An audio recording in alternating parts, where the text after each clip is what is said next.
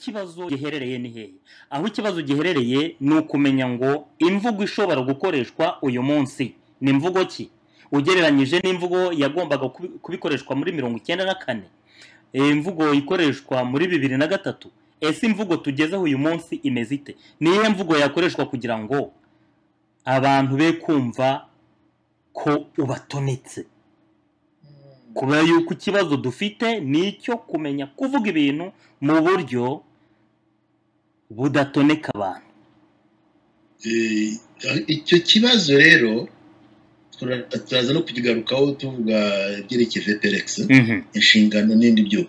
Icyo kibazo kirebana mbere na mbere no kutabogama, objectivity, muri ibyo ni kwirinda impuha. Uzi ko igihugu cyacu kirangwa n'impuha cyane kandi ugasanga zivaye ukuri. Ibyo rero bisaba kwigisha pedagogy.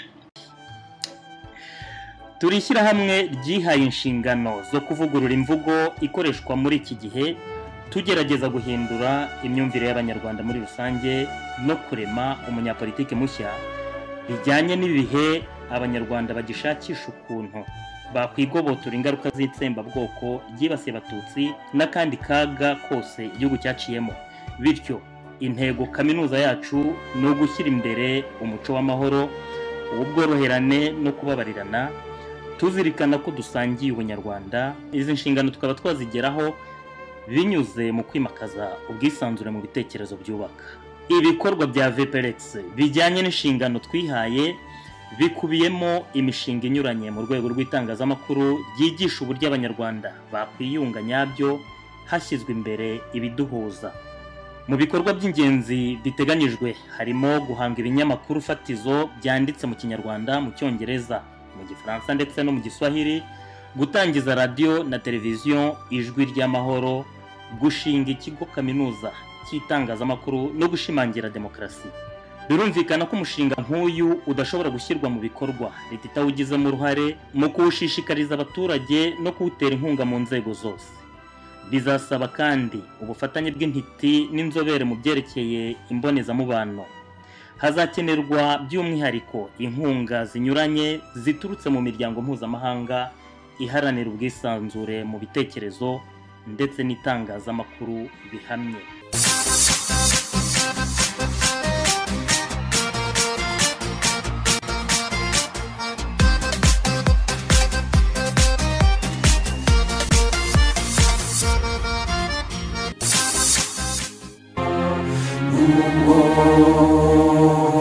Nubwo twashegeshwe n'ibyabo by'agahomamunwa,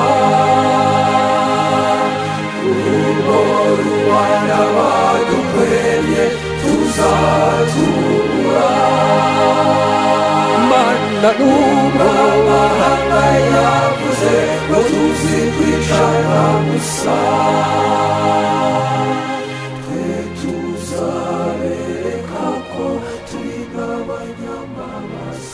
abaduteze amatwi mwese turabasuhuje.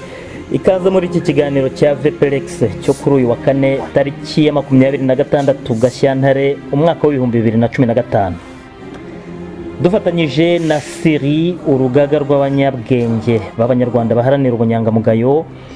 Dukomeje ubukangurambaga buhamagarira bene gihugu kurushaho kwitekerezaho no kwishyiramo impumeko nshya ituma u Rwanda rugarura ya sura y'igihugu cy'amata n'ubuki kuri twese, kuba dukomokaho n'abazadukomokaho. Iki kiganiro cyateguwe kandi mugiye kukigezwaho nanjye Ismail Mbonigaba.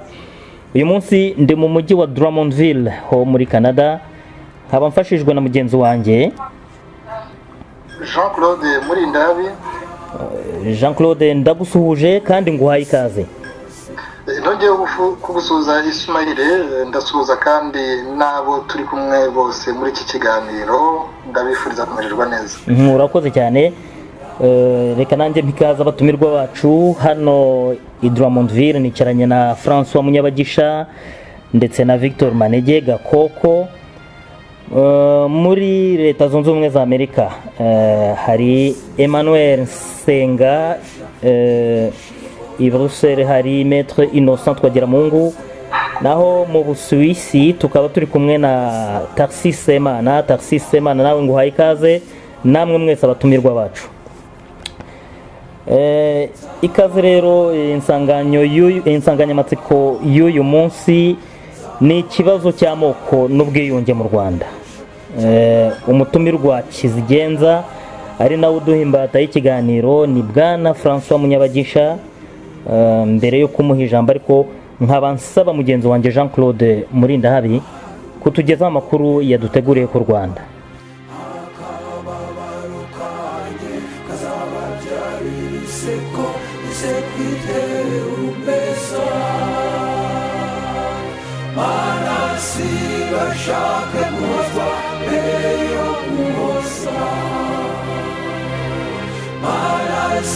Bashaka kumva mbere yo kumva abandi, sibashake gukundwa.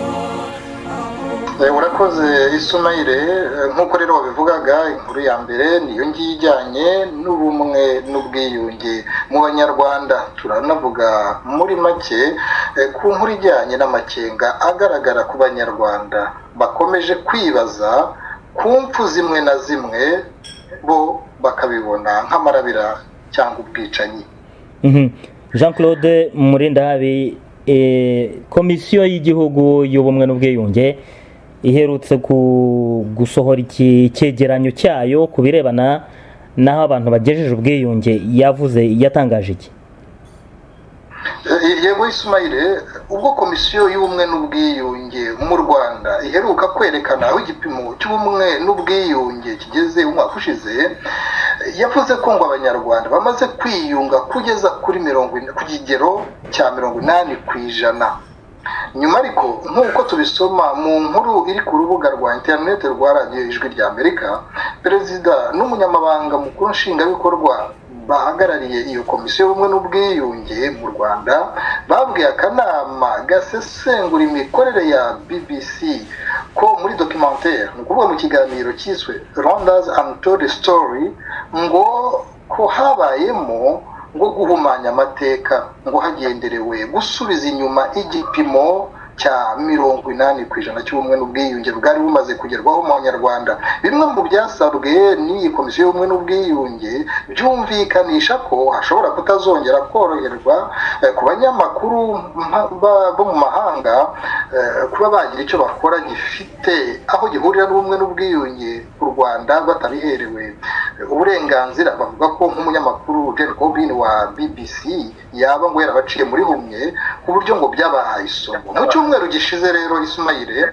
bariya abayobozi bombi batangarije iriya komisiyo yuko ngo bagiye gushyira ahagaragara abantu bagize uruhare mu bikorwa byo kuzamura ubumwe n'ubwiyunge mu Banyarwanda. Perezida w'iyi komisiyo Musenyeri John Rucyahana n'umunyabanga nshingwabikorwa Jean Baptiste Habyarimana batangarije abanyamakuru ngo ko bagiye gushyira imbaraga no muri ya gahunda ya Ndi Umunyarwanda, ngo kuko yahaye Abanyarwanda gusasa inzobe ngo no gusuzuma ibibazo no kubishakira umuti. Aho ngaho umuntu yakwibaza niba Abanyarwanda bose babibona gutyo. Ikindi rero umuntu yavuga Isumaire ni uko bari abayobozi bombi bemeza ko ngo Abanyarwanda hari indi ntambwe ngo bateye ifite ikigero cya 99.2%, ngo aho abo bose baraga indangagaciro, baraga abana babo ubunyarwanda, mbese ngo bya bindi by'amoko bikaba ngo byaratewe umugongo ntawe ubiha agaciro. Umuntu rero akaba yakongeraho ko mu by'ukuri muri cyumweru gishize aba bayobozi bombi basa nkaho bavuguruje ibya cya kigero cya 80% y'intambwe yari yatewe, bavuga ko yatewe mu bumwe n'ubwiyunge, kuko mu cyumweru gishize bavuze ko ngo mu by'ukuri hari inzitizi nyinshi mu nzira y'ubumwe n'ubwiyunge bw'Abanyarwanda. Reka rero muri make tunababwire iyi nkuru tushobora kuzagarukaho mu cyumweru gitaha mu kiganiro cyacu, aho abantu bari gupfa amarabira mu maso y'abanyarwanda bagakeka cyangwa bakemeza ko bakorerwa ubwicanyi bigambiriwe. Abanyarwanda ntibavuga rumwe ku rupfu rwa Dr Gasakure wahoze ari umuganga wa Perezida Paul Kagame, akaba yarigeze no kuba umuganga w'ishami ry'ishuri ry'ubuganga muri kaminuza y'u Rwanda. Uyu mugabo wari umaze iminsi mike afunzwe, inkuru zabanje kuvuga ko ngo yashatse kwambura imbunda umupolisi, uyu nguyu ngo ahita amurasa. Iyo ni inkuru yanyuze kuri media cyangwa se ku itangazamakuru ry'igihe, ndetse inatambuka muri media ya The Rwandan. Abantu ntibashize amakenga iby'uru rupfu. Hari nabo ngo byibukije impfu z'abandi barashwe barimo nka Gitifu wacyunzwe, bikavugwa yuko ngo bashakaga gutoroka.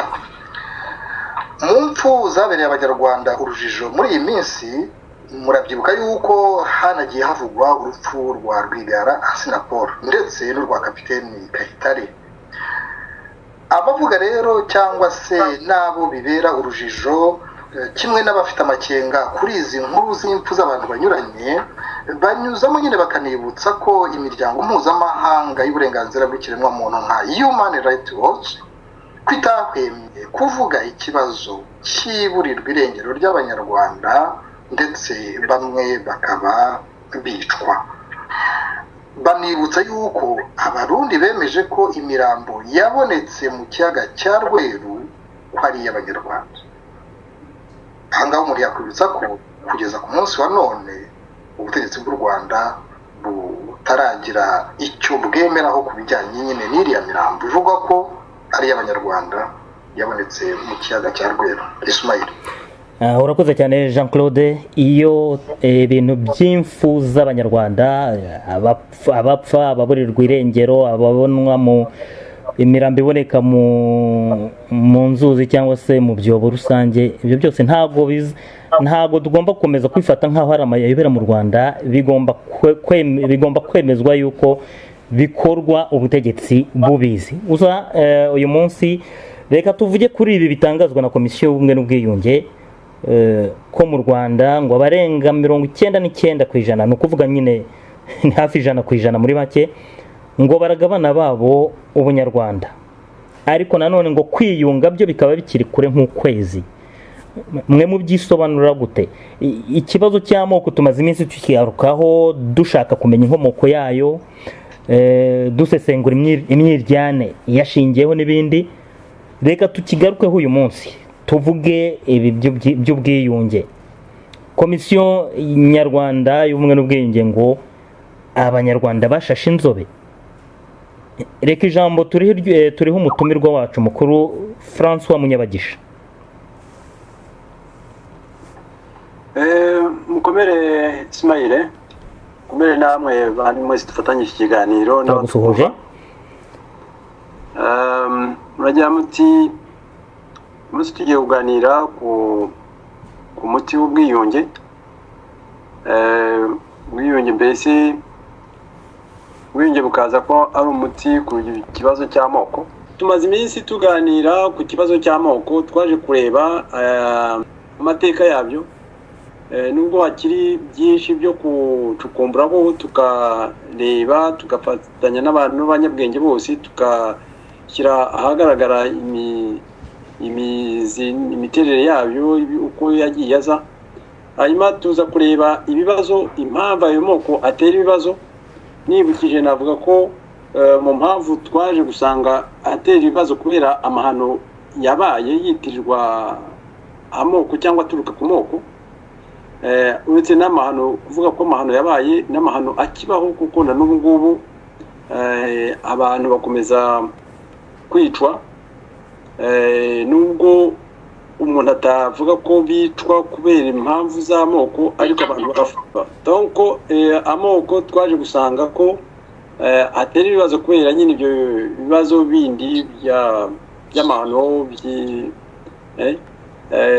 ubwo umuntu rero akaba uyu munsi tuvuga tuti hari ubwiyunge twese ndumva ko abanyarwanda twese duhuriza ku kintu kimwe cyo kumva ko ubwiyunge ari ngombwa kunga abanyarwanda. Hari abavuga bati kunga abanyarwanda bigomba gushamikira ku bwungo bw'amoko, ariko umuntu yakwibaza mu by'ukuri ubwiyunge ni iki mbere yo kujya n'impaka ku buryo bukorwa, ku buryo bwakorwa twagomba kumenya ubwiyunge ni iki. Nge rero muri make nkaba navuga ko nkuko mu kiganiro cy'ubushize twabivuze icyerekezo cy'ubwiyunge ni ukugera ukongera kubaka repubulika. Icyerekezo repubulika bivuga iki?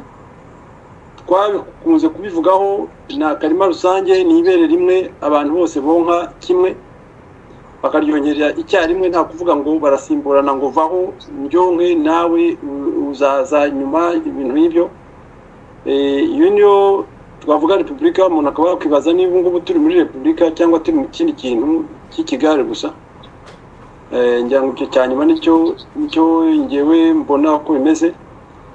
Noneho mu by'ukuri rero nkabona ubwiyunge iyo Kigali bavuga bati abanyarwanda bageze ubwiyunge kuri 90% ndetse n'ikimenyimenyi bose barimo baraba abanyarwanda, bararaga abana babo ubunyarwanda amoko bayasize inyuma.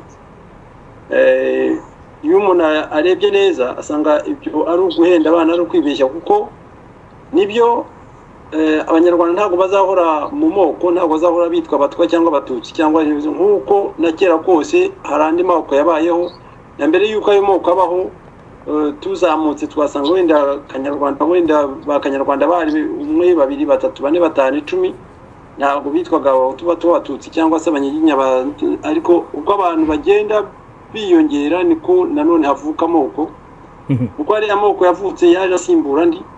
Kera hari amoko y'abanyarwanda y'ikiryango yari asanzwe ariho, ayo nayo yabaye nkaho yibagirana. Ubu hari abantu batakimenya ubwoko bw'ikiryango bakwibarizamo. Haza rero aya moko yandi nayo yaje yahutu, abatwa n'abatutsi n'abandi ntamenya, nayo azibagirana bitewe n'uko la société yevoliwa. Bon, évidemment iyo bavuga bati dufite gahunda ya ndi umunyarwanda ifasha abantu kwiyunga, ntabwo babeshya nibyo, ariko ntabwo ariyo gahunda, ntabwo ariyo ituma abantu biyunga. Ikintu gituma abantu biyunga uko nyumva ni ugukemura ibibazo bitera amahano, ni gukemura ibibazo bituma abantu barebana ayungwe, abantu batagira impumeko nziza.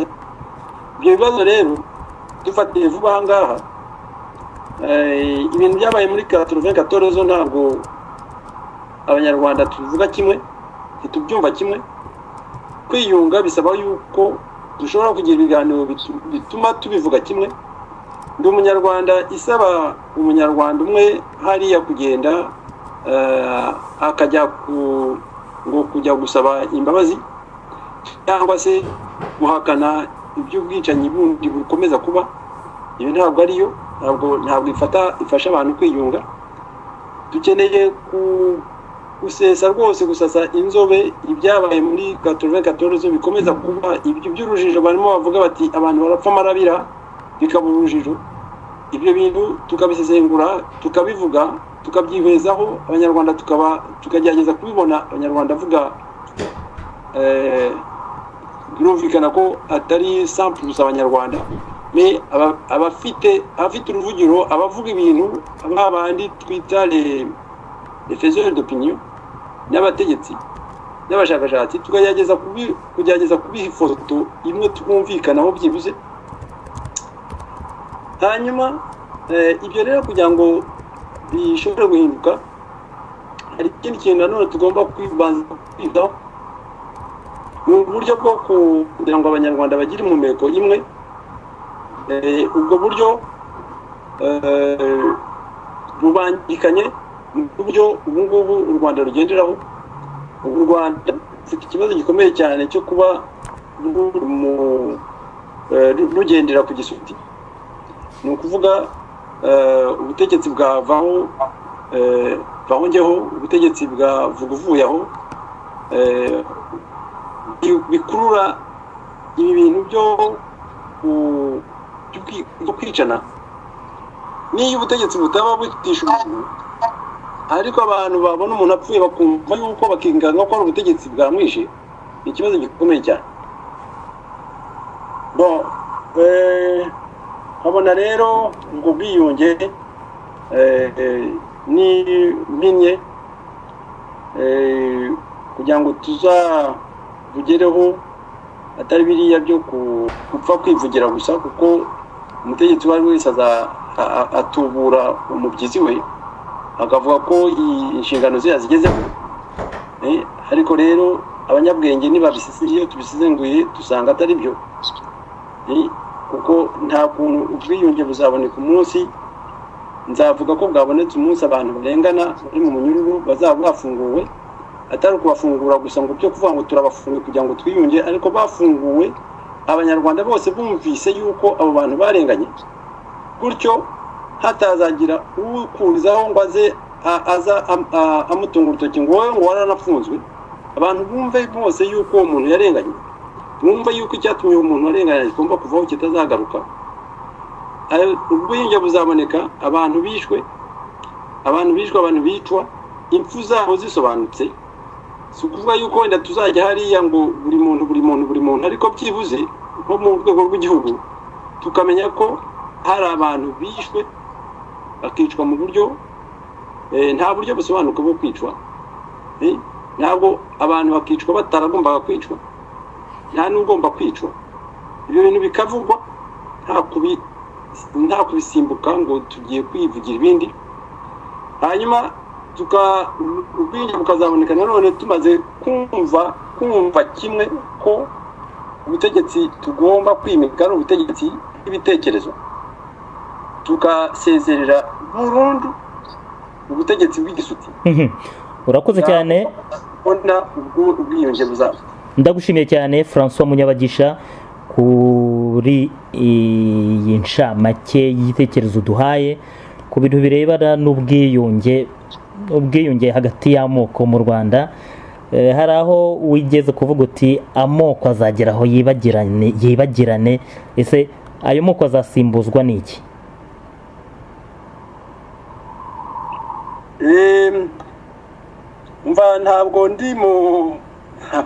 Ntabwo nyamara umwuga w'ubupfumu sinamenya kizatsimbura, ariko iyo ureba nanone kuko amoko azanywe n'abanyapolitiki mu by'ukuri nibo bayarema. None iyo urebye rero nk'ubu ngubu hari politiki iriya ya Ndi Umunyarwanda, iya politiki ya Ndi Umunyarwanda iyo ijya gutekerezwa neza ikayoborwa neza, nayo yazaba mu kintu kizatuma abanyarwanda bareka wenda kwiyumvamo ubundi bwoko, bakaba abanyarwanda bakagira ubwoko bumwe. Ariko ibyo ngibyo ni ukurota kuko iyo urebye ubu ngubu abantu burya uko wabikora kose, uko wagerageza kubihina kose, abantu bagerageza kwibonamo une communauté identitaire. Hari uko ushobora kuvuga uti ngenda ndashaka ko abanyarwanda bose babanye abanyarwanda, ariko wajya kubona ukabona abantu wenda bavuka Igitarama bagize ikintu cya esprit d'appartenance for Igitarama, ugasanga bagize ubwoko bw'abanyagitarama. Cyangwa ugasanga abantu bavuye i Bugande bagize iki kintu cya esprit d'appartenance cy'Ubugande, wenda kubera ko banahuriye ku rurimi basangiye za memoire z'ahantu babaye za nakifara aho ngaho, ibintu za image d'enfance zabo babisangiye bahuriye, ugasanga bagize ubwoko bw'Abagande. Ngewe hari icyo nari ngiye kubikubazaho, ubwoko bw'Abandi Munyarwanda, ariko bukazasimbuzwa n'ubundi bwoko bundi bukaza, ni phénomène normal. Nari ngiye kubaza nonse nk'ibi ngibi byo kuvuga ngo abantu baragabana babo Bunyarwanda, iyi mvugo y'ubundi yo kuragabana Ubunyarwanda isobanuye iki? None se Ubunyarwanda nk'ubwene gihugu hari ikindi cyabusimbura? Keretse yenda tuvuge nkatwe turi mu mahanga, umuntu wavukiye mu Rwanda akarusaziramo we yabyumva ate kumubwira ngo noneho ngo ugiye kugira ubunyarwanda yari igiki se mbere? ibyo ngibyo ni demagogie rwose mbabarire. Ni demagogie kuko nta muntu uraga umwana w'umunyarwanda. Umwana niba uwo uri umunyarwanda ukavuka uri umunyarwanda ubundi normal ni convention bavuga ngo umwana wawe nawe azaba umunyarwanda, ariko ngewe ngubu ntabwo data yandaze kuba umunyekanada. Ariko yenda nkawe we uri muri Canada abana bawe bashobora kwiyumvamo kuba abanyakanada ntibiyumvemo kuba abanyarwanda. Numva yuko yenda wabibabwira uti mugomba kugira ubunyarwanda, ariko ngiye ndimo kuvuga nti umuntu utarigeze ava mu Rwanda umubwira ngo agire ubunyarwanda mu ruhe rwego? Reka nkubwire rwose nkorohereza. Ikintu gituma umuntu aba umunyarwanda yumva ari umunyarwanda ni fierté d'appartenance rwandaise. Noneho rero ubu hari abantu abana bacu batakaje iyo fierté bariho, hari n'abandi bayiroturutse. Urumva abana bavuye mu ngiro bagataha bakagera mu Rwanda bongeye kwiyubakamo ubunyarwanda kuko bumva ko bageze mu gihugu cyabo. Ibyo ni byiza cyane. Ndi umunyarwanda rero yaba ifite isura ndagize gatoya agatekerezo. Aba hanze abana bacu iyo yicara akavuga ati u Rwanda ni cya gihugu cy'abicanyi, uwo mwana ntabwo yumva ashaka kuba umunyarwanda, ntabwo abyiyumvamo. Yumva ahubwo no kumubwira ko avuka ku banyarwanda ari nk'igisebo. Noneho ku buryo agerageza kwihunga kuko we nabyara n'abana ntazanababwira u Rwanda ko azagihunga. Ibyo urumva rero ko ikintu gituma abantu b'abanyarwanda ntabwo ari imvugo gusa, ahubwo ni ibintu n'ibyo bibazo. Niba hari ibibazo bizatuma abantu bahunga kuba abanyarwanda, niba hari ibintu byiza bibagarurira fierté yabo yo kuba umunyarwanda bazaba abanyarwanda. Urumva rero ko ntabwo ari porogaramu yazaga ya ndi munyarwanda ituma abantu baba abanyarwanda, ahubwo niba abantu bageze ku bwiyunge n'ibiyungu nitugera ku bwiyunge ko bwa bundi nyakuri abantu bazagarurirwa fierté ko abanyarwanda niho identité rwandaise izongera ikaba forte. Ariko ubu ngubu ngo ahubwo hari izindi za identité sous-identité zindi zirimo zigomba kuzamuka kuvuka kubera ko ya yindi y'ubunyarwanda irimo icikagurika isenyuka mu gihe abantu barimo baborera mu munyururu barengana. Uri umunyarwanda hanyuma ufite abandi banyarwanda bene wanyu b'abanyarwanda nkawe barimo barengana baburira mu munyururu ibihumbi, hanyuma ukavuga ngo urifite fierté kuba umunyarwanda. Abantu baricwa buri munsi bakababwira bati abantu bishwe ntabwo bashobora kuba bazize ubutegetsi, ukaba utashobora gusobanukirwa niba ari byo cyangwa atari byo, ariko ukavuga uti ese kuki umunyarwanda yakwicwa? Ubwo uzagira fierté kuba umunyarwanda, ahubwo ndi umunyarwanda irimo irasenyuka. Ahangaha nagira ngo mbwira abatwumva yuko François Munyabagisha ari umwanditsi w'ibitabo, hakaba hari igitabo yanditse. François Munyabagisha hari igitabo wanditse wakise amahindura. Ibyo bintu bya ndi umunyarwanda wagize icyo bivugaho, hari aho ugira uti iyo baza kureba kure, ubwo nyine uvuga abategetsi bazanye politiki ya ndi umunyarwanda, uti iyo bareba kure bari kuzirikana inyungu z'abanyarwanda bose, ati iyo baza kuba bazirikana inyungu z'abanyarwanda bose, ndi umunyarwanda yari kuba ndi umuntu. Ese aho ngaho wagira icyo ubisobanura? Ismail naguciye mu ijambo. Iyo mvugo ko ijya gusa n'iy'umuhanzi Kizito Mihigo nawe waririmbye ati ndu umuntu ijya ibanziriza ndi umunyarwanda. Ninde wayitanze undi? Ntabwo nshaka kuvuga ko hari wayikuye ku wundi, ariko nyine twibwirire François Munyabagisha buri wese ashobora kuba yarayitekereje atayirebye ku wundi, ariko twibwirire mu François Munyabagisha. Icyo umuntu agomba kureba Jean Claude, sinakubwira ngo icyo nzi cyo nubwo ibitekerezo burya bitagira umuntu ngo kamara. Ibitekerezo burya ni nk'umwuka usirikira duhumeka. Ntabwo wavuga ngo umwuka watangiriye hehe, watangiriye kuri nde. Urumva umwuka bishoboka ko umwuka ndimo mpumeka uyu munsi waguturutsemo ejo ukaba wangezeho nanjye. Noneho ariko ikintu cyangwa umuntu agomba kureba nuko icyo gitekerezo narakigize nawe arakigira, ariko icyo nshima nuko we byibuze ngewe mu gitabo nanditse abagisoma ntabwo ari benshi, ariko nemeza ko uriya muhanzi indirimbo ye abantu bayumva ni benshi kurusha amonavi abasoma igitabo ariko nkameza yuko ibyo bitekerezo byose twungikanya.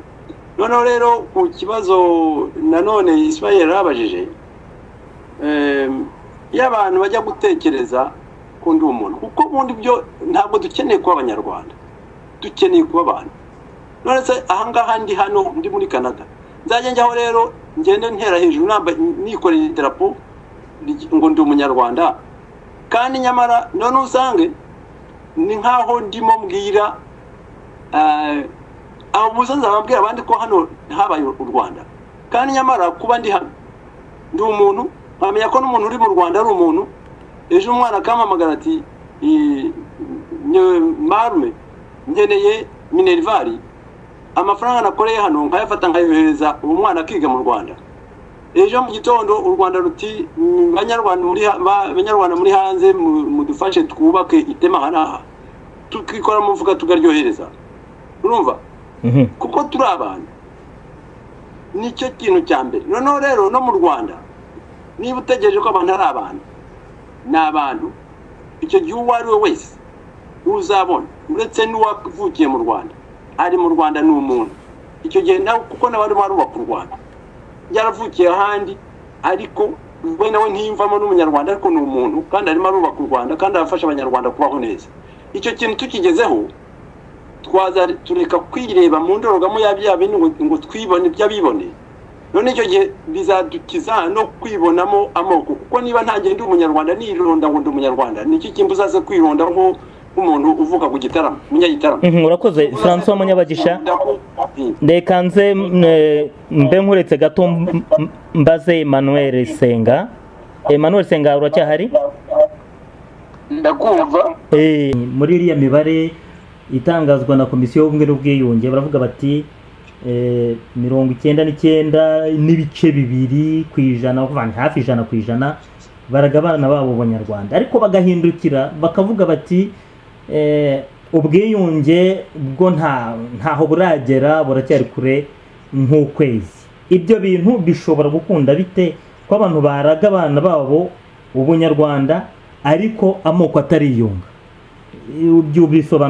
ubisobanukirwa ute wewe?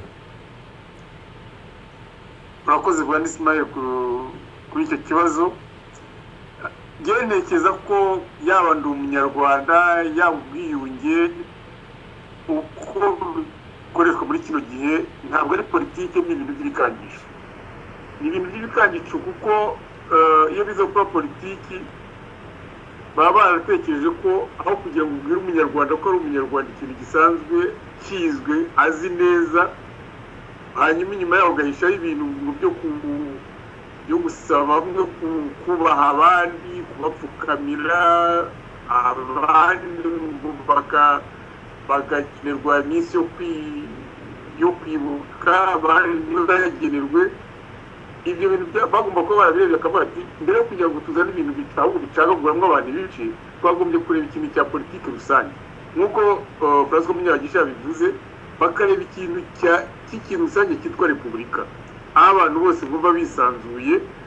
Ni ukuvuga abanyarwanda biyumvamo ubunyarwanda ntawe ubibasabye. Niba ari politiki nziza iha abantu bose ubushobozi, abategetsi ntabwo ari bo bagomba gupima gutangaza ubwiyunge cyangwa ubunyarwanda. Ni ibintu bigomba kwigaragaza ubwabyo.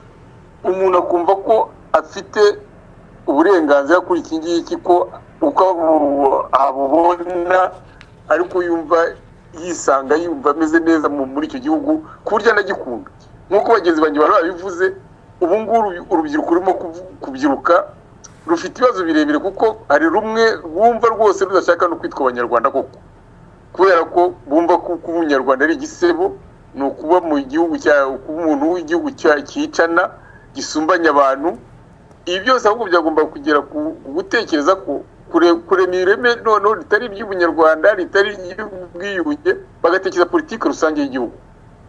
Ismail Jean Claude umbabarire Emmanuel na Ismail mbaciye mu ijambo kubera ko Emmanuel Senga avuze ikintu gikomeye cy'ababyiruka bashobora kubibaza batari ko se aba bantu baratwigisha iki babanye bate kandi aribo twakarebeyeho ni ikibazo gikomeye nari mbise nibaza niba biri mu murongo waho tugeze nari mise nibaza ntese ubundi ko hatanzwe imibare ngo ya 80% ngo y'ikigero cyaho ubumwe n'ubwiyunge bw'abanyarwanda bigeze ejo bundi bari abagabo bayobora iriya komisiyo y'ubumwe n'ubwiyunge barimo Musenyeri John Rucyahana barimo umushinga umunyamabanga nshingwabikorwa Jean Baptiste Habyarimana bakajya imbere y'abanyamakuru nk'uko Ismail yabivugaga bakavuga yuko mu by'ukuri hakiri inzitizi bakabyemera noneho sinzi niba muri make abatumirwa bacu batatubwira mu by'ukuri dufati ni iki kigaragarira abanyarwanda iyo 80% yajite esirimo yari mukuri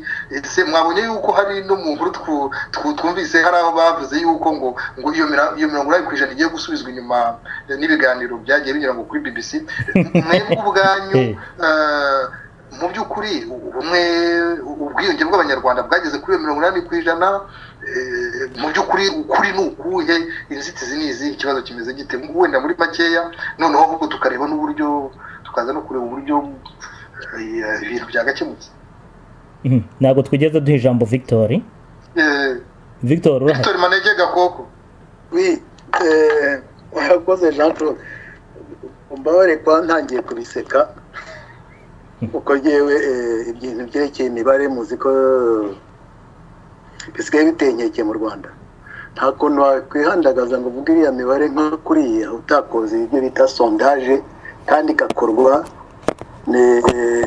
na agence cyangwa se na societe yitwa ngo irigenga iyo uzaze ngo 84 n'ibice bibiri biba bigaragaza ko mu mibare wakoze koko etude se cyangwa se analyse ishoboka igendeye ku buhamya budakuka ubwo rero nyine ibyo Emmanuel yamaze kuvuga rimwe na rimwe nibyo leta cyangwa se abakorera leta baba bashaka kwivugira kugira ngo ibyo kugira ngo bigere ku baturage cyangwa se kubwira rubanda cyangwa se kubwira amahanga bise ntaho bigira ingufu kandi nta bibundi bifite naho ubundi tugarutse ku kibazo cy'amoko mu kanya muzi ko twari tuvuga tuti twabivuze ku yindi ngingo tuti si cyo kibazo ko mwibuke muri 90 FPR itera ishaka gukuraho ubutegetsi bwa Habyarimana baje bamamaza ikintu gikomeye cyane gushyiraho etat de droit ahubwo twifuzaga ko muri iki gihe ikorerwe evaluation kuko niyishyira muri bya bindi kureba niba koko iyi repubulika turimo repubulika iri muri constitution igendera koko ku ndangagaciro za repubulika zo kutarenganya za justice zo utabera noneho ubone ikibazo ya ndwara se ifite symptome yuko bigendera ku moko noneho yo igiye kubona umubonerwa umuti mu gushyira igihugu kigendera ku mategeko kigendera kuri za norme za repubulika ngo twabyemeje ntabwo rero harya secrétaire général wa biriya komisiyo ni n'umuganga nta kuntu wafata indwara iyi ngo uvure symptome ejo bundi ubone ibicurane bishire ejo bundi bigaruke kandi ihari ibicurane kandi hari indwara nyandwara atari wavuye n'indi rero ni kimwe ikibazo ntabwo kiri ku moko ikibazo kiri muri appartenance nkuko nuza yavugaga niba Ismail ngunda kumubwira kandi hano ntagiye ntabivuze cyese niyumva muri ari amoko ariko mfite sentiment d'appartenance ikomeye ku munyabutare par exemple kibyo François yavugaga ibyo rero ni ikindi kintu niba umuntu yumvamo ko ari umuhutu ni umuhutu ntabwo ayimukuramo niba yumvamo ko ari umututsi ni umututsi ariko nta kuntu wamubwira ubwo ngo abantu bariyunze aho usanga abaheza ngundi mu batutsi no mu bahutu imibare ahubwo yarakuze cyane aho usanga mu mahanga abahutu n'abatutsi batavugana bashyamiranye, aho ntabwo bavuga ngo abanyarwanda bariyunze, aho dufite impunzi zirenze ibihumbi n'ibihumbi. Donc ikibazo nuko tukigarutse gutya ku mwihariko, ariko ikibazo ni muri rusange. Victor Manege nari hiyunga abandi ubundi, hiyunga abahutu n'abatutsi cyangwa hiyunga abarwanira cyangwa abaharanira abahatanira ubutegetsi. nanjye icyo kibazo nicyo nashaka kubaza, ni bande bagomba kwiyunga?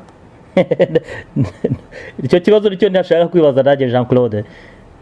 iyo bavuze kwiyunga, ninde ugomba kwiyunga n'undi? Reka tugihe Maître nawe agira icyo tubitubwiraho cyangwa Maître Innocent urahari?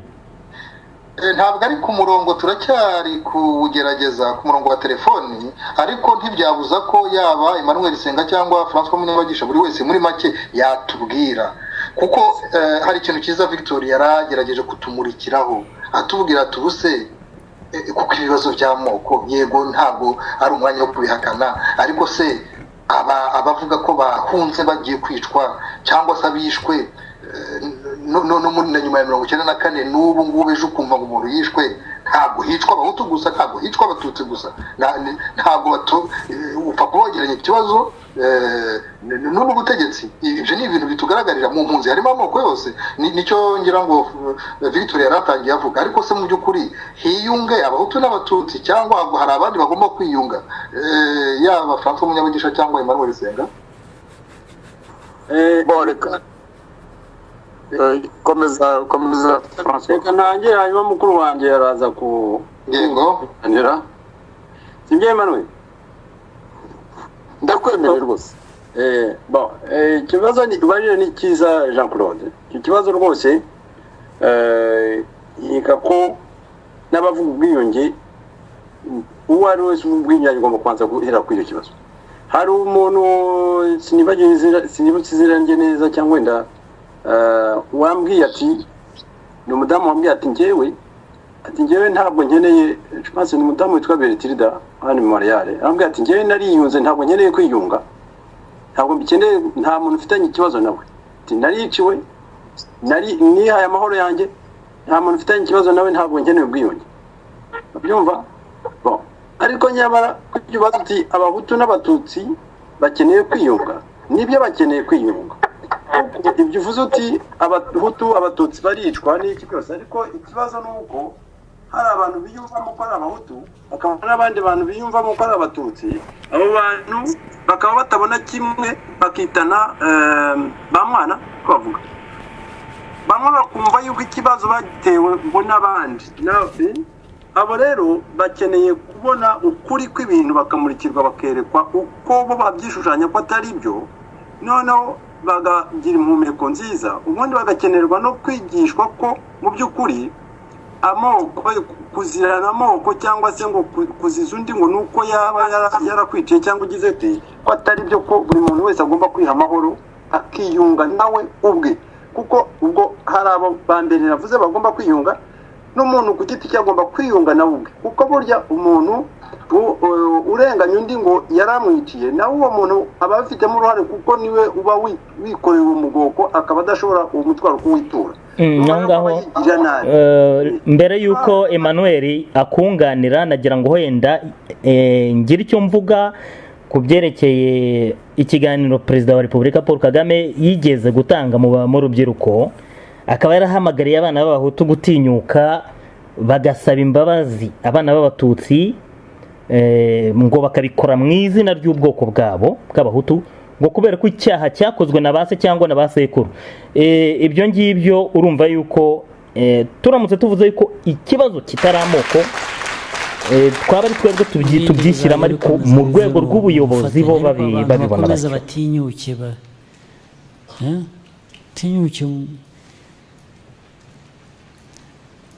bitandukanye n'ikibi,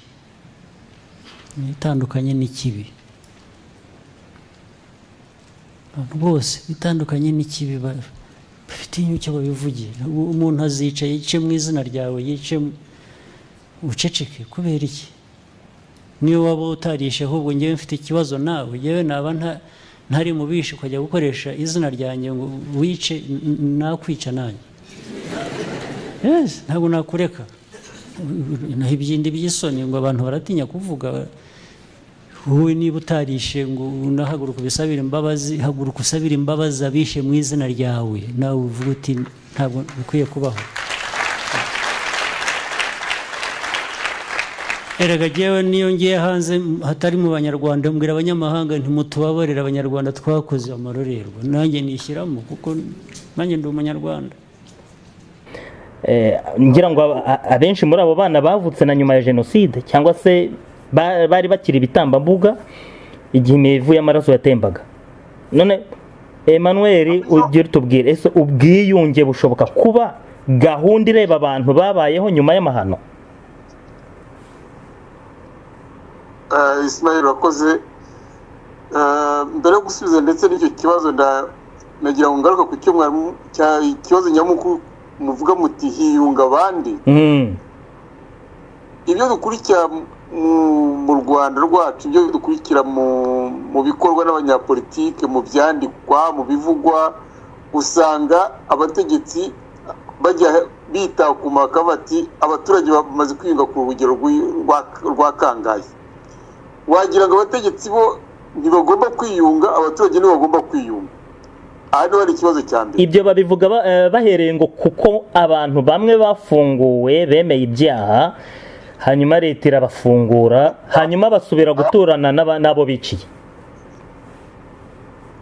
ikibazo ni ukumenya uko bafunzwe n'icyo cyabafunze uko munyarwanda akunda kubigarukaho hari abafunzwe barenganye kubafunguwe ntabwo byagombye kuba ari igitangaza ahubwo bagombye no kwaka indishyi z'akababaro aha rero si ikibazo ntabwo bagomba kugera aho ngaho nicyo bivuga ko abategetsi bitakuma mbere bagashaka kubona ikibazo cy'ubwiyunge n'ubumwe ku baturage bo bakishyira ku ruhande kandi si byo abategetsi bagomba biyumva muri abo bagomba nabo kwiyunga nibamara kwemera kumva ko ubwiyunge bugenewe gukorwa hagati y'abanyarwanda bose nta kureba urugero cyangwa se urwego umuntu ariho nta kureba ngo uyu ni umutegetsi uyu ni umuturage icyo gihe nibamara kubyumva bazabona ko abanyarwanda bakeneye kujya hamwe bakaganira bagacukumbura ibibazo byose bituma bagirana ubushyamirane kuko si ikibazo cy'amoko gusa hari ibibazo byinshi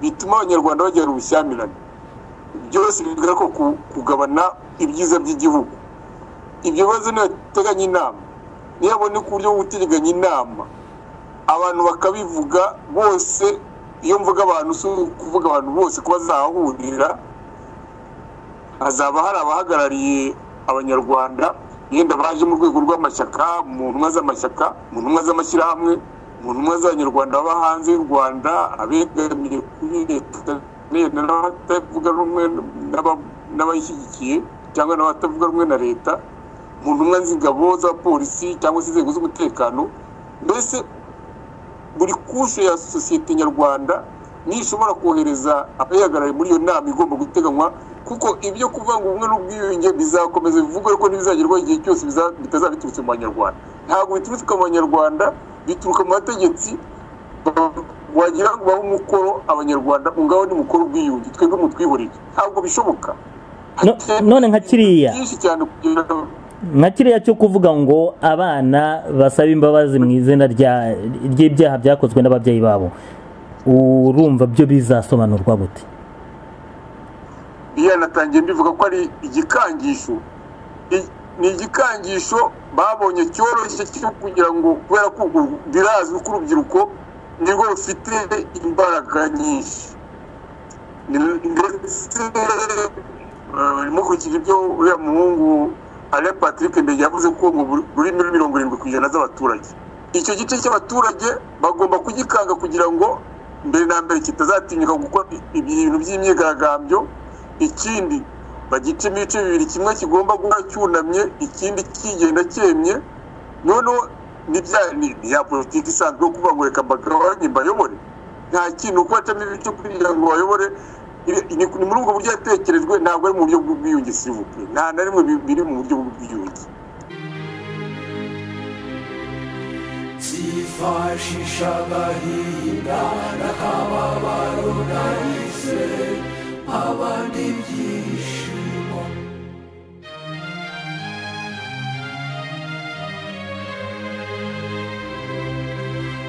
ariko sinzigera nkoresha ibyishimo nahawe ngo mbababaze nyagasani azabiduhamo ubuzima budashira nzaba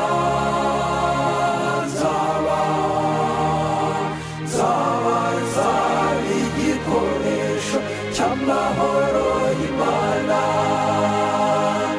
aho urwango rwashinze ibirindiro kire y'urukundo ahari ubugome n'akababaro kire y'imbabazi zawe aho amakosa n'ibinyoma byateye amatako nzajyana y'ukuri ahatuye abantu bashidikanya nzahamya kwera ahaganje abantu bihebye nzawumuhamya w'ukwizera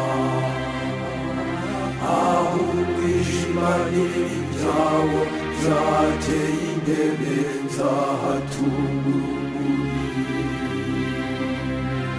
akababaro kanjye kazababyarira iseko iseko iteye urumeza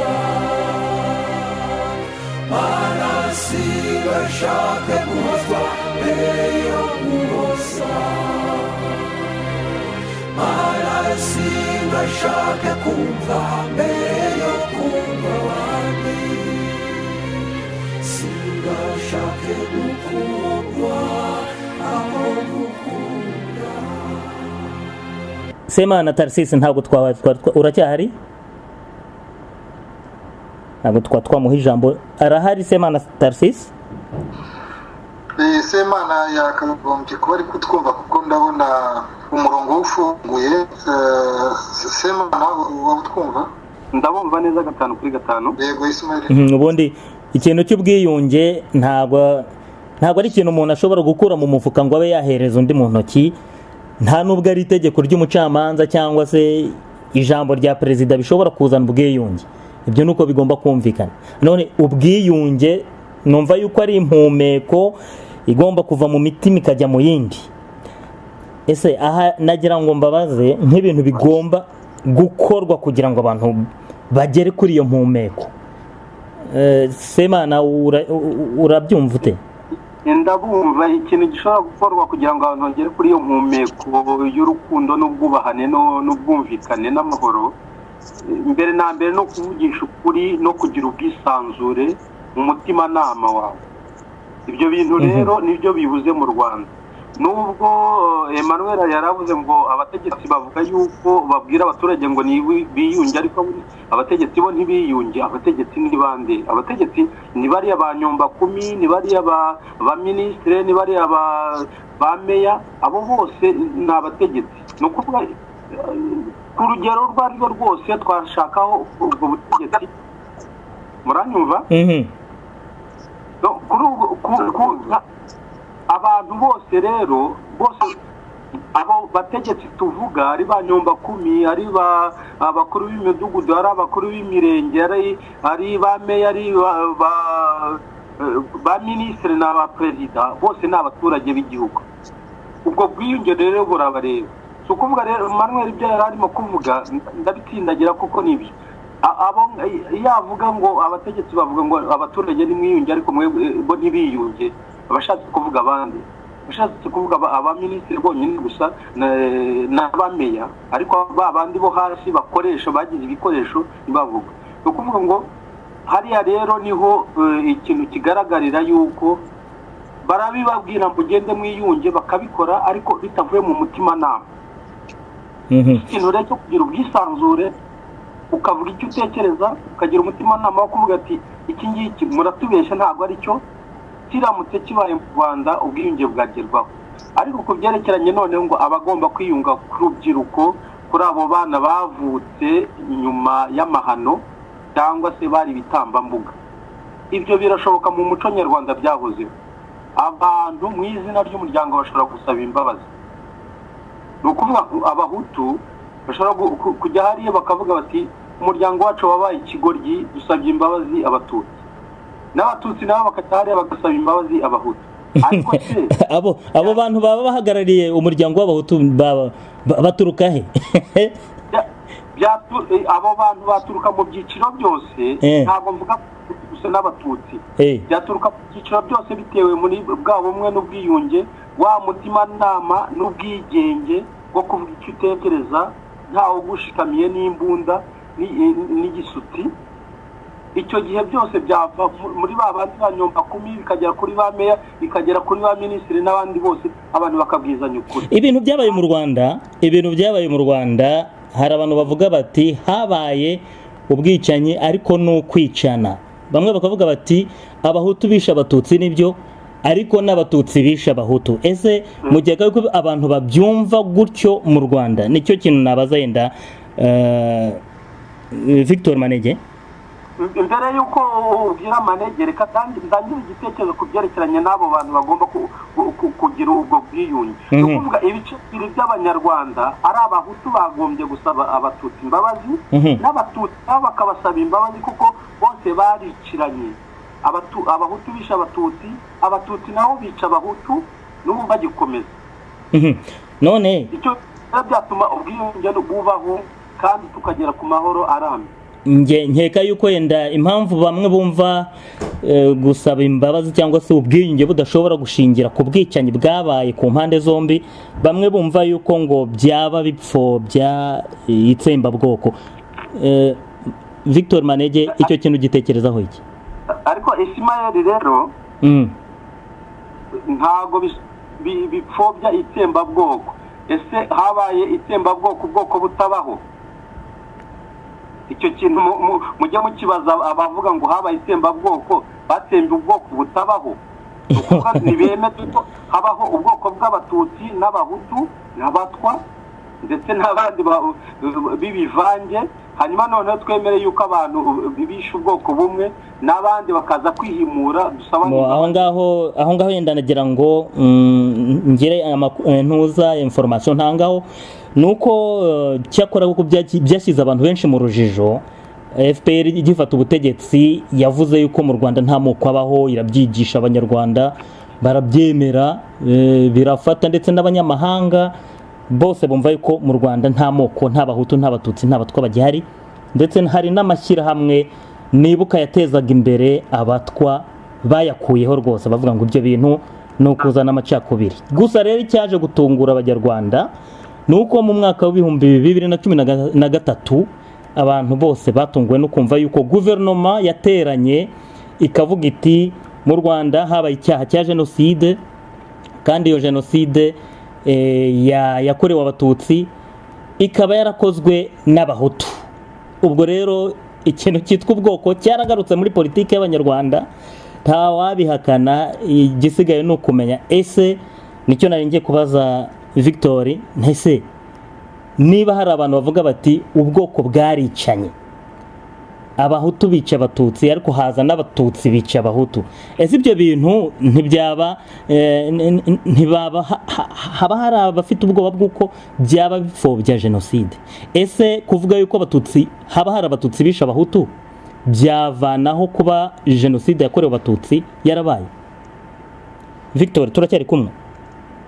Okay, Ismail, ikibazo ndumva atari ko giteye.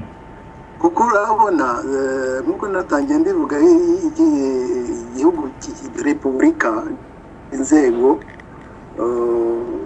ziyobora ifite muri izo nzego ziyobora se cyangwa ziyoborera abaturage harimo inzego z'umutekano.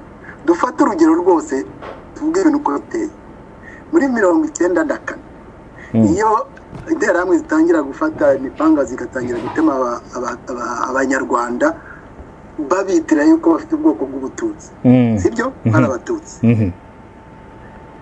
Hakaza inzego z'umutekano zitwa icyo gihe gendarmerie cyangwa se byakomera zikiyambaje itegeko inzego za gisirikare so kugira ngo zikomere ibyo bintu. Ntabwo biba byarabaye, sibyo? Nibyo rwose. Ikibazo rero kiri kuri repubulika niyo yabaye defiant.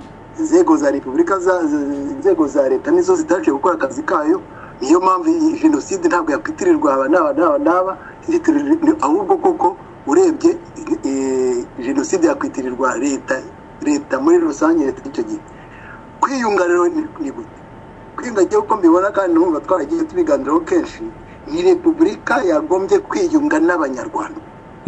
Kuko ari aho umuhutu yishe umututsi cyangwa se ari aho umututsi yaje akabigira kwihimura se cyangwa kwihorera yego ku muhutu, ibyo byose ni ubutegetsi bugomba kubireba.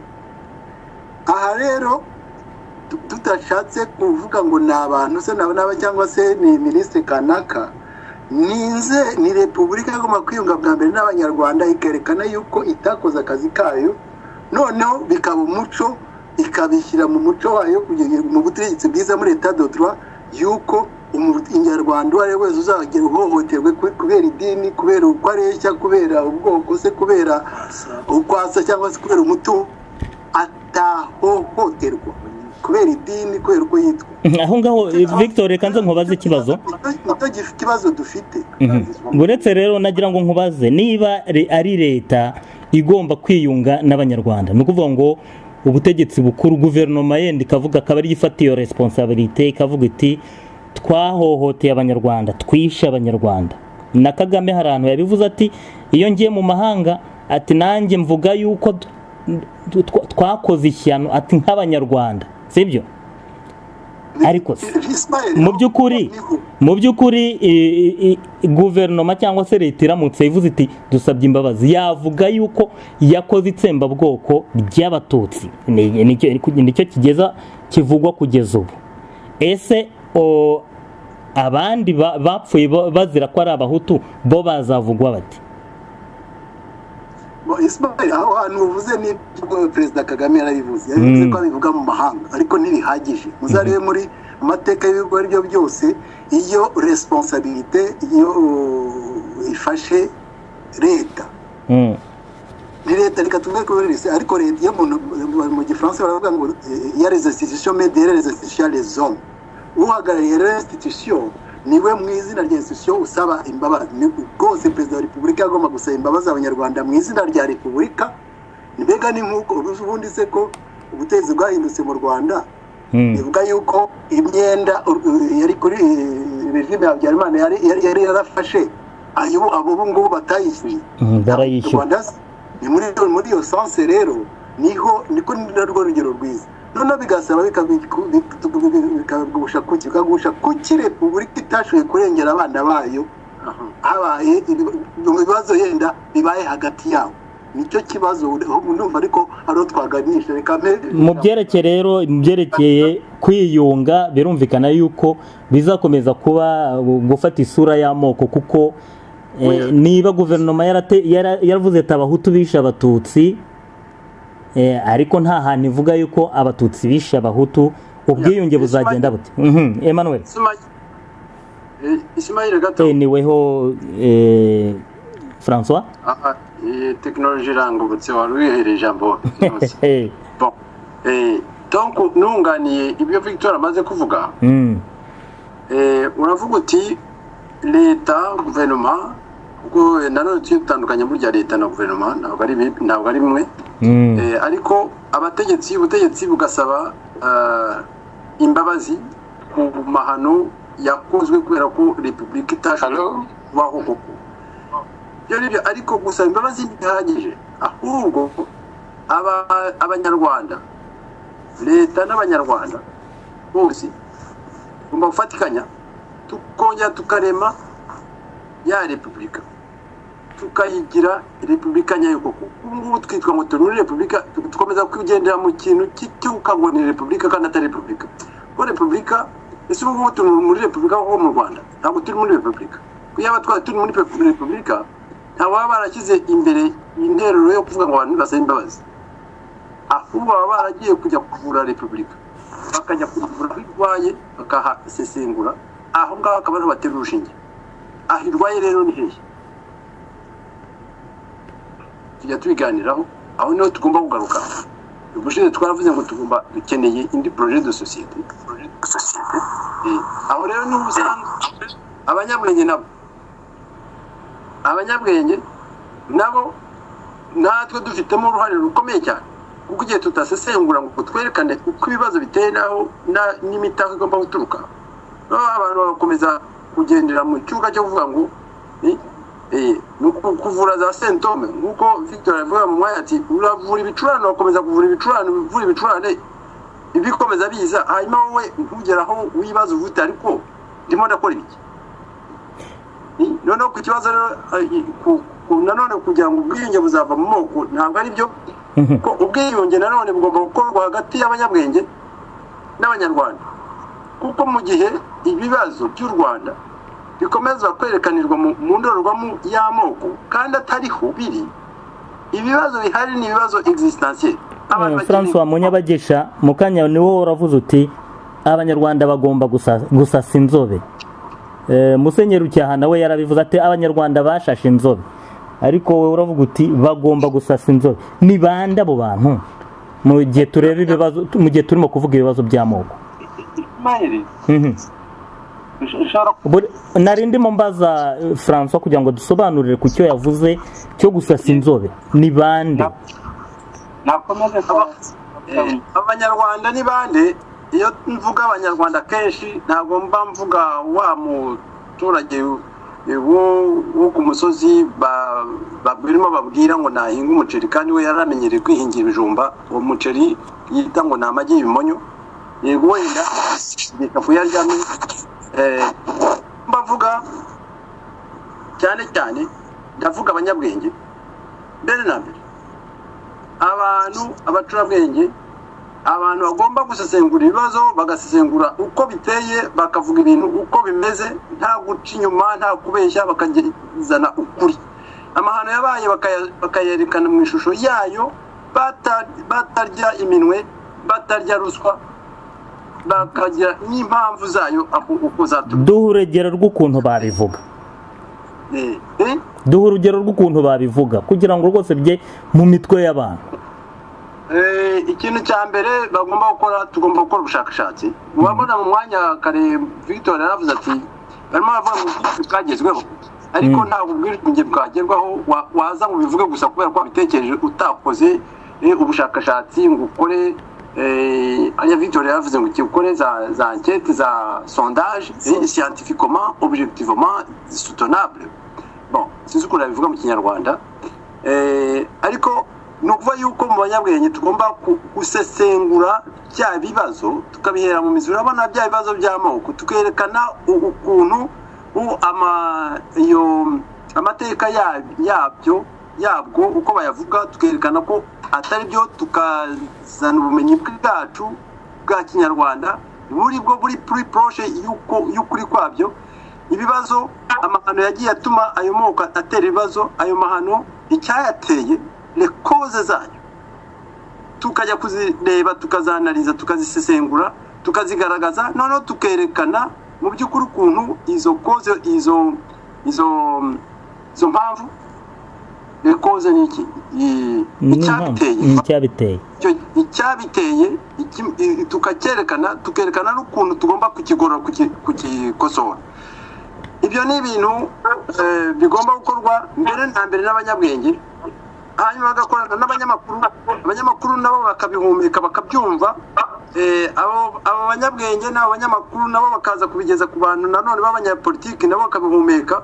Abo bose bakabihumekera no mu baturage bikagenda bikwirakwira. Ni processus rero igomba kujya ariko nanone ko tugomba guhera kuri misa y'ukuri kuko ibintu byose bizingiye mu mahano ya 94 biradusaba kubanza gukora convention vérité cyangwa se commission vérité et réconciliation tukagira ibiganiro biziguye ku mahano yabaye muri 94 atari kuvuga ngo leta ya FPR niyo ifite ijambo n'itanga mikoro ni igomba kuvuga ibyo biganiro bigomba gukorwa abanyarwanda bigatangira mu matsinda hose mu Rwanda babishoboye abari hanze akaba amatsinda hirya no hino y'amatsinda akazavamo andi matsinda bikazagera igihe abantu bakabyandika tukabivuga bikazagera igihe noneho tuvanamo ishusho tuhereza igihugu kigakora iyo misa rusange y'igihugu nakwita convention nationale ishyira iverekana ko ibyabaye none ikanerekana inzira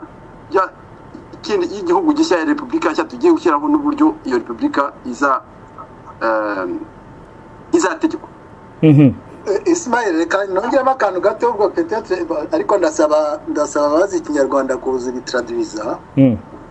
Murabona muri siri twihaye inshingano ko bitigeze bikora yuko tuzakora ibyo twise analyse systémique approfondie de la gouvernance de la République, umuntu yakongeraho na ya République donc y'igihugu. Ibyo bintu ntibyigeze bikorwa. Rero utari wabikora ikintu nk'icyo ntabwo bavuga ngo uzagumya uvura bya bicurane navuze cyangwa se inkorora gusa kandi indwara iri inyuma ugasanga bikazasanga nyuma ari sida cyangwa ari ebola.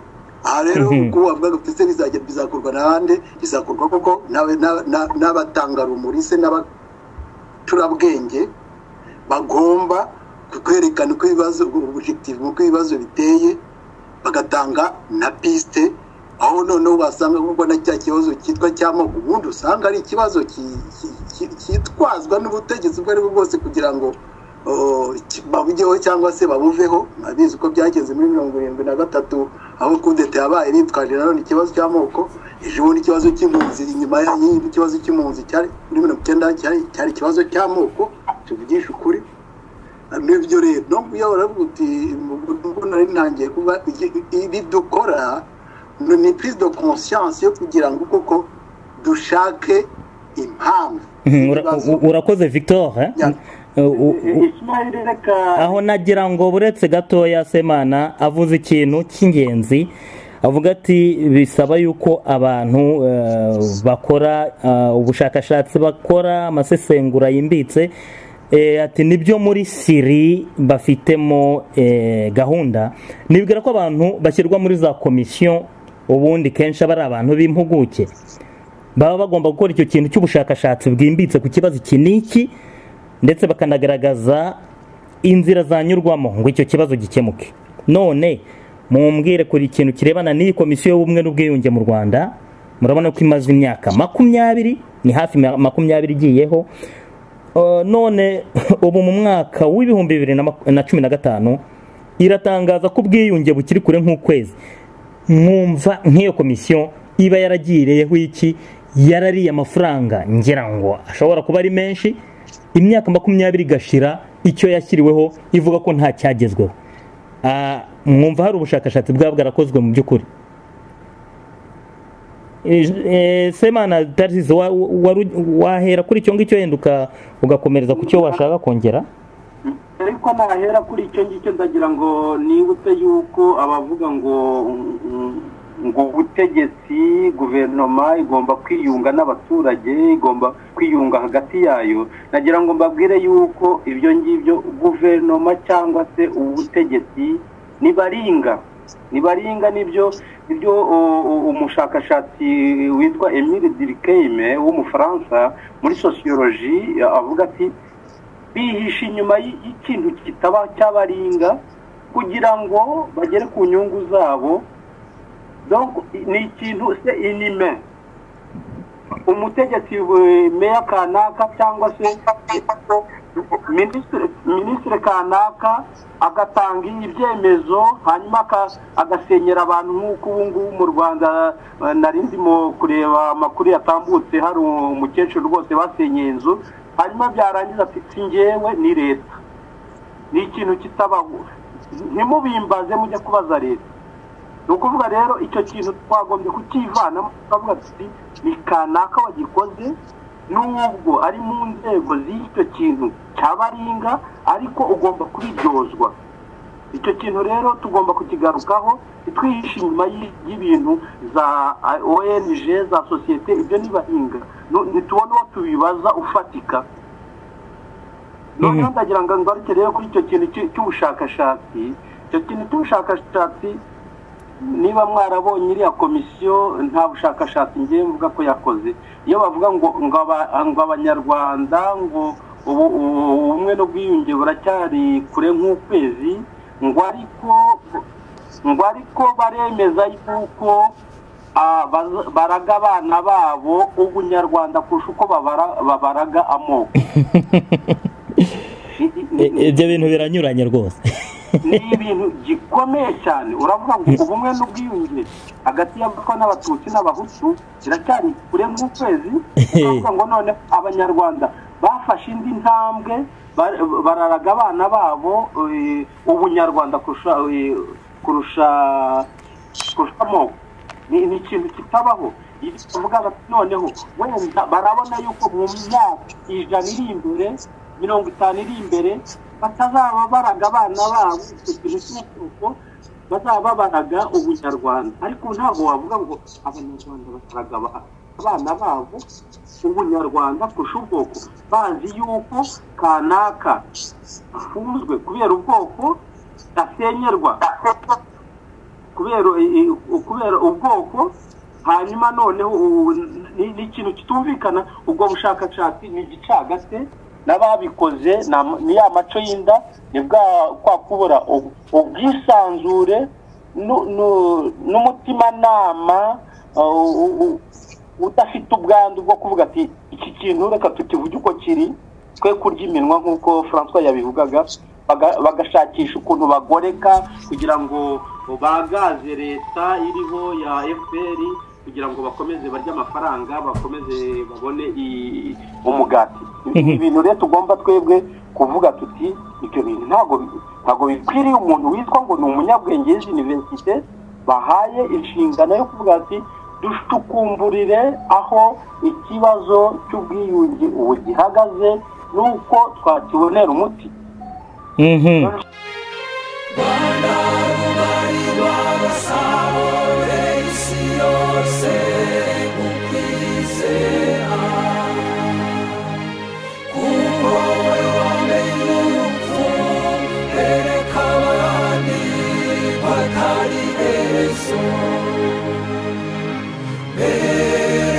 ubuzima bukivuganwa n'urupfu bereke kurwamo rutakibasha imitima y'abanyarwanda bereke ubuzima bukivuganwa n'urupfu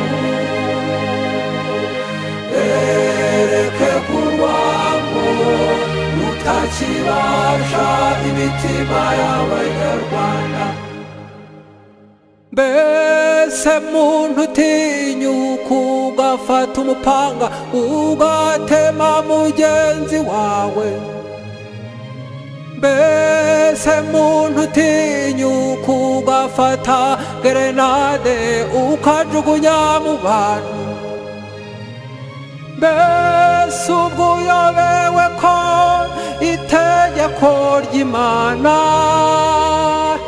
ari iryo gukunda mugenzi wawe nk'uko wikunda.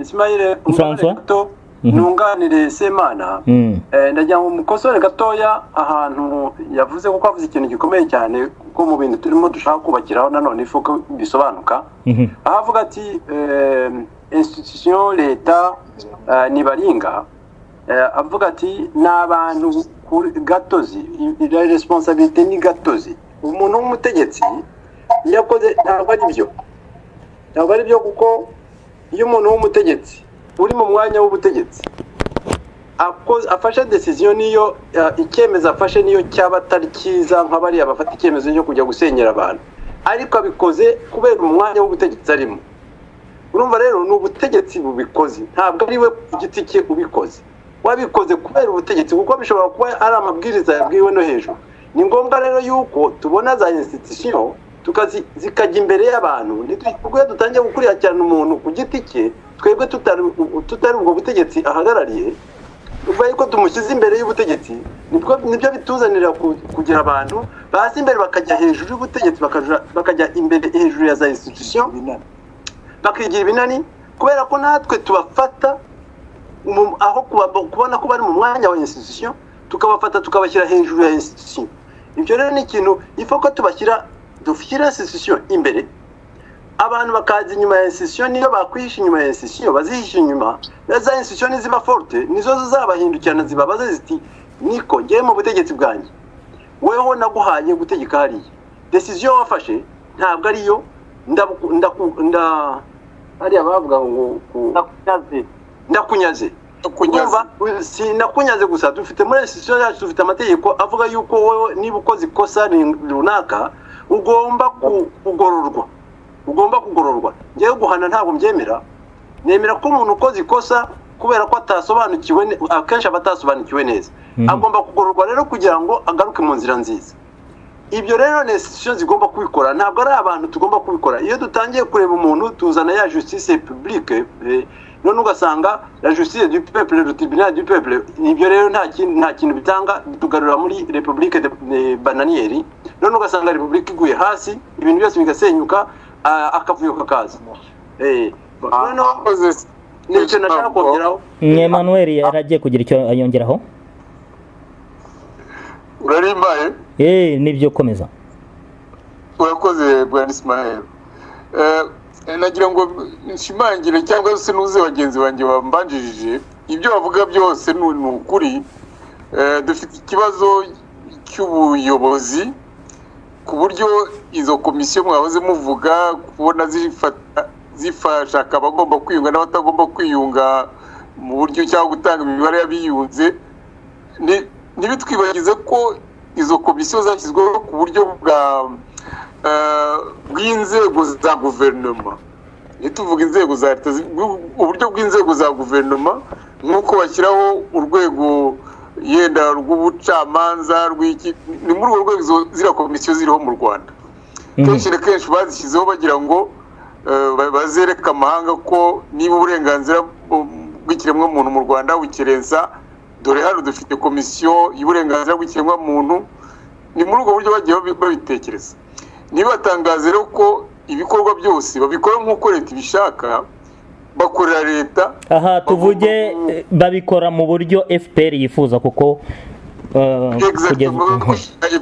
babikora ku buryo bwa guverinoma ya FPR bishaka icyo tugomba kugarukaho nk'uko Munyabagisha bivugaga duhere kuri buriya bushakashatsi ni ukuzagera kuri ya nyita inama kuri ya nama iyo nama ikazashaka abantu bazoherezwa bazagenda bahagarariye abantu noneho ibintu bishobora kuzavugwamo birahari byinshi bashobora kuzavuga ku mitorero y'ingabo tuvuga urugero bazavuga ku itegeko nshinga bazavuga ku kugena imibereho y'abayoboye igihugu tuvuge gutandukanya inzego z'ubutegetsi ku buryo bugaragara bazateganya yenda guteganya amatora kuri buri rwego rw'ubuyobozi kugabana ubutegetsi hakurikijwe yenda amoko n'amashyaka yenda hatitaweho ibibazo bya representativite ari ku bagore ari ku bimuga ari ku banyamuke hanyuma bagateganya n'ukuntu leta yazajya igoboka n'abaturage mu bihe by'ibiza by'inzara byose byinshi bigomba kuvugwa ariko bigakorwa n'abantu bafite uburyo bavugira abaturage kuko abaturage bose batazabahari Ismael ndumva bose barimo iba Emmanuel namwumvise neza na Munyabagisha barimo gusaba inama rukokoma ikintu cya mbere gikomeye igihugu mu gukora abantu mu mitekerereze mu bwisanzure bw'ibitekerezo nibamara kubohoka iyo nama rukokoma izaba kandi izagera ku kintu gifatika nagira ngo wenda nongere mbabaze ku kintu kirebana no gushyiraho komisiyo mwumva komisiyo nk'iy'ubumwe n'ubwiyunge ari ikintu kigomba gukorwa gute cyangwa se nta mumaro gifite cyarorera mwebwe murabitekerezaho iki Ismael ushobora kumfata ijambo ni Victor reka mbanze mbwire Semana ikintu kimwe mfite nsa nk'ukusanye n'ibyavuzwe byose hano twibagize iki ntabwo ibintu bishobora gukorerwa rimwe kandi hari ibintu biza mbere y'ibindi iyo nama rukokoma tuvuga se cyangwa se iyo conference nationale cyangwa se iyo komite vérité réconciliation niyo mpamvu ntibishobora gukorwa hatabanje gukorwa isesengura rihamye ryuzuye ry'ibibazo byose bijyanye n'indwara ya repubulika. Ngewe muzi ko ngewe nabyise ni naryo jambo ni nayo magambo nyayo mu gifaransa, ni uko nyuma y'iriya analyse systémique approfondie de la gouvernance de la République hagomba kuba état général de la République. Ntabwo zaba ntacyo zatanga iyo analyse yakozwe n'abanyabwenge abacurabwenge. État général de la République ushatse kuvuga inama nkuru y'igihugu. Allo? Ubwo nagira ngo usobanure neza iryo jambo État général de la République. État général de la République ni ikoraniro ry'abashinzwe kuyobora igihugu n'abacyunganira rwo no kuba n'ibyo Emmanuel avuze, harimo abanyamaparti ya politike, harimo abihaye Imana, harimo abasosiyete civile, harimo abakozi, harimo abasirikare, harimo mbega ariko ni representatif bahagarariye inzego zose z'igihugu z'abaturage no mu ari mu bikorwa ari no mu bibereho yabo, bakaza bagasesengura ibibazo rusange by'igena korere cyangwa se ubutegetsi bw'igihugu cyabo. Ngibyo uko nugera ndabisesengura. Icyo rero ntabwo twagikora, ntabwo cyakorwa abantu tutarabanza kuzana gusesengura ibyo bibazo ngo noneho hagaruke umwuka mwiza, kuko mentality ihinduke mu bantu kumva ko tugiye guhindura dushyiraho ubutegetsi buhamye bw'igihugu. Noneho n'abaturage nabo bakagira impumeko yo kumva ukuntu bashobora guturana, bagaturana mu mahoro, bakabana mu mahoro, bagasangira ryabere rimwe rya repubulika ryo repubulika. Kuko repubulika ni res publica, la chose publique. La chose publique bivuga iki? Ni ibere rimwe, ni umurima rusange, abantu ibere rimwe abantu bonka icyarimwe, ni umurima rusange bahinga icyarimwe, bagasarura icyarimwe, bagasangira. Ngiyo repubulika. Ntabwo ari repubulika ari ngo higama njyeho umwe aza abyata undi aza abyata undi. Ntabwo ibyo ari repubulika cyangwa se François Munyabagisha, urakoze. Aho ngaho hari mu gitabo cyawe cyangwa se ubwo nagira ngo nkubaze uburyo wahina mu nteruro imwe umuvuno w'ubwiyunge nyakuri wanditse mu gitabo cyawe. Hello? Ndakumva Vito. Urumva reka mbere yuko François akomereza kuri icyo, hari ikibazo wari ubajije n'iriya komisiyo y'ubumwe n'ubwiyunge ifite akamaro cyangwa se ifite n'agaciro. Ukurikije rero yuko mu Rwanda, igihugu cyacu cy'u Rwanda, muri repubulika turimo, icyo kibazo atari cyo gishyirwa imbere, ahubwo hagomba gushyirwa imbere yo gushyiraho inzego za repubulika zigomba gukemura ibyo bibazo byose. Ubu umuntu yasubiza yuko ubu ngubu koko yamaze imyaka 20 ntakikora, n'ubu bose yatwaye amafaranga menshi, kandi ubundi niho indi myaka 20 ntakizakora. Naho rero ugarutse kuri icyo gitabo François yanditse, nabonye ejo ubundi umuntu wagisesenguyeho gatoya, aravuga ati koko yabigereranyije ati ikibazo cy'ubumwe n'ubwiyunge si ubwa mbere kivugwaho, si nawe wenyine, si niyo komisiyo wenyine, hari n'abandi n'abanyarwanda benshi n'abanyapolitiki bagiye bakivugaho. Igishya ni ikihe? Igishya ni ako kantu uzanye ngira ngo asubize ubwiyunge nyakuri. Urakoze rwose ku ubwiyunge rero, wa mugani ubu ngubu buriho. Ngewe umuvuno ni umuvuno mu gisoro bakina kugira ngo batsinde, mbese ni strategy yo ni tactique. None umuvuno rero uriho ubu ngubu ubwiyunge ni umuvuno wo gutsindagira gutsinda. Umuvuno uriho ubu ngubu ni ugutsindagira gutsinda. Ni ukuvuga ko ari umuvuno ukorwa, ubwiyunge bukorwa ubu ngubu ni ubwiyunge bwo gutsindagira intsinzi ya FPR. Ntabwo ari umuvuno wo kunga abanyarwanda, ariko byitwa ngo ni ubwiyunge. Ni nayo mpamvu nyine ugenda atari, ntabwo ari nyakuri. None ubwiyunge nyakuri rero n'ubwiyunge koko nk'uko Victor yabivugaga hasesenguwe ibibazo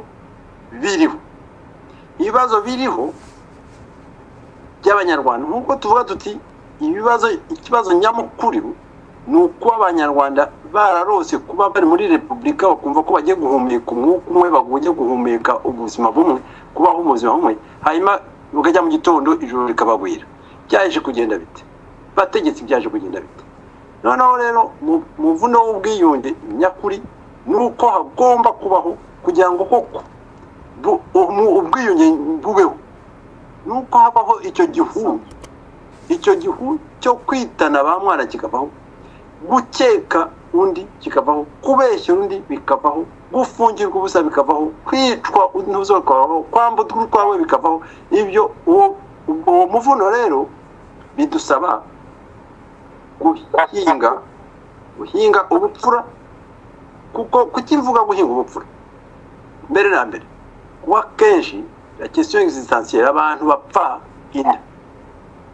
inda rero hari umuntu wigeze kunganirira ndamuvuga ngewe uzi ko ntabwo nkunda guhishira ngewe mvugira hanze ari nabyo abantu bangaya ngo uramenye utabigira ikintu ubwira François nkuko azabyandikanye ndabyandikanye umuntu witwa Pascal yarambwiye ari mu Rwanda yarambwiye ati impunzi zo muri 50 zo muri 59 zigenda bari abantu akenshi babayeho ku gihe cya cyami bari baramenyereye kubaho bahingirwa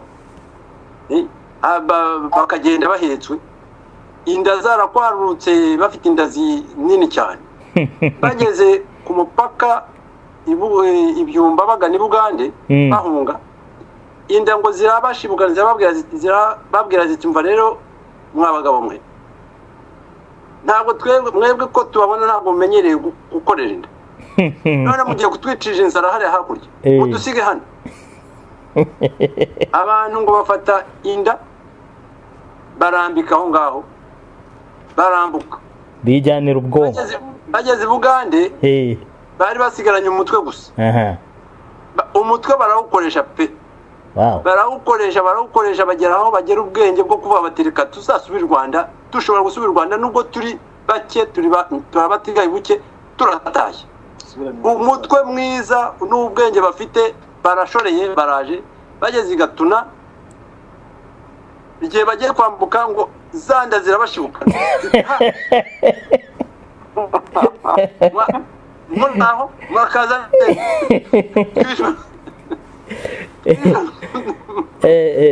n'umudari ntabwo mugenda ntimuducaho mutatujyanye abantu ngo barareba baravuga ati zinda se turazigenza gute umutwe bashyira hasi baterura inda barikorera baraza bagera i Kigali ngo nguko rero ukuntu abantu bageze i Kigali ubwenge bari baravanye mu buhungiro gusigarayo ibyo bari basezeranyije abanyarwanda kuza gukora ntibabikora kuko ngo bageze kuntuza inda zirabashibukana zirabazana urumva rero ko cyashaka kuvuga ni iki iyi nda abanyarwanda nibo bajyaga najya numva abasaza n'abakecuru bavuga bati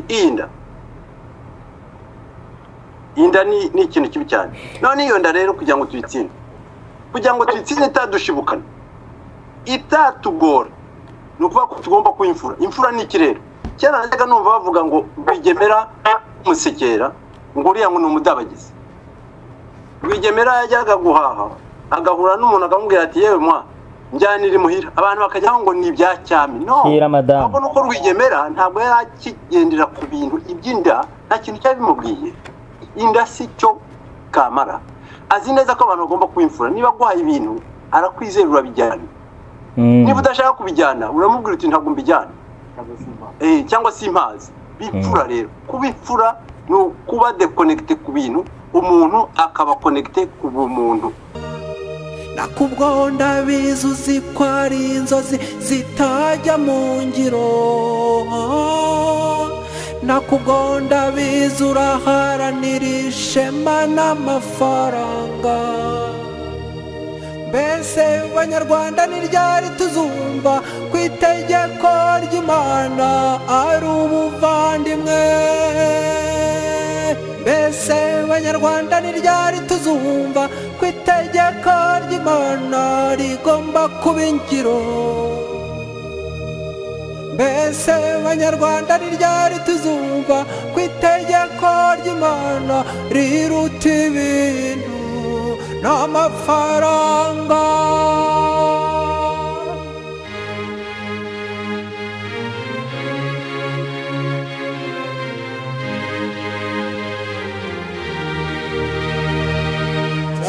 zaririmbira uwo mwami wavuze urukundo ruruta byose zamurata mu mahanga kuko ubuzima bwawe bwamugeze ubukombe zamure intumwa zamure ubuhamya bwiza ku isi yose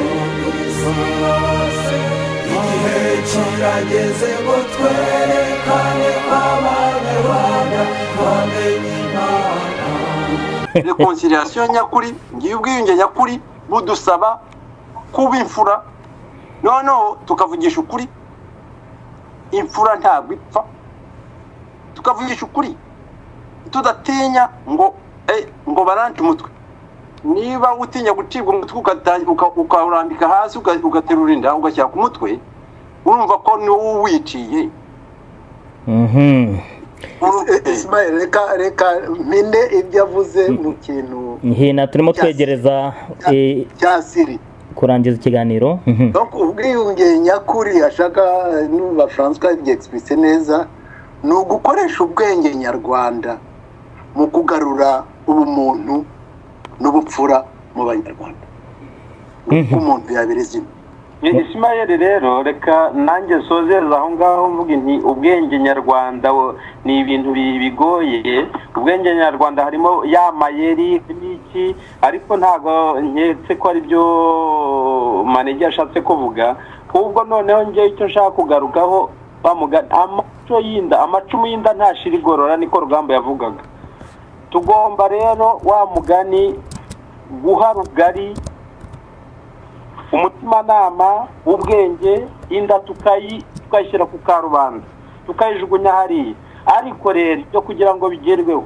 ni ukubanza kubohoka mu bwenge mu mutima muri wese utabohotse yanda izagutanga imbere niyo mpamvu nabwiraga abantu bose ni ari leta ari abaturage ubwo bumwe n'ubwiyunge kugira ngo bugerweho tubanze tubohoke mu bwenge mu mutimanama kwisanzure tuzageza abantu kuri pishini tuvuga ibintu twabohotse tutagendera ku marangamutima tutagendera ku ndonyi reka twegere tujye ku musozo w'ikiganiro cyacu nongera mbashimira mwese abatumirwa bacu kubw'urumuri mukomeje gusakaza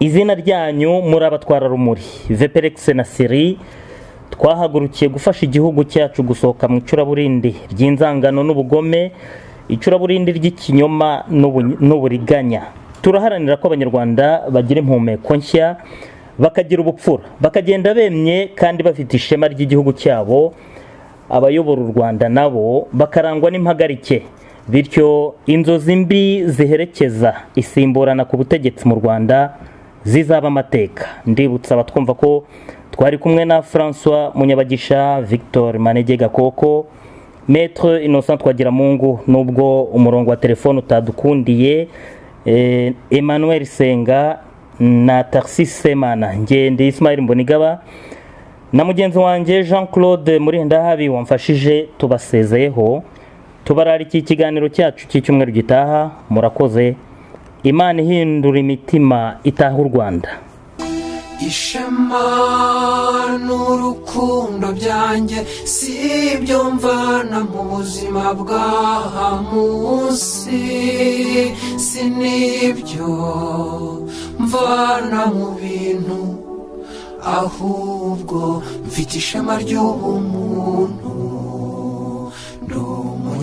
umunyarwanda igibanzirizwa na ndi umuntu ndi umunyarwanda igibanzirizwa na ndi umuntu ndi umunyarwanda igibanzirizwa na ndi umuntu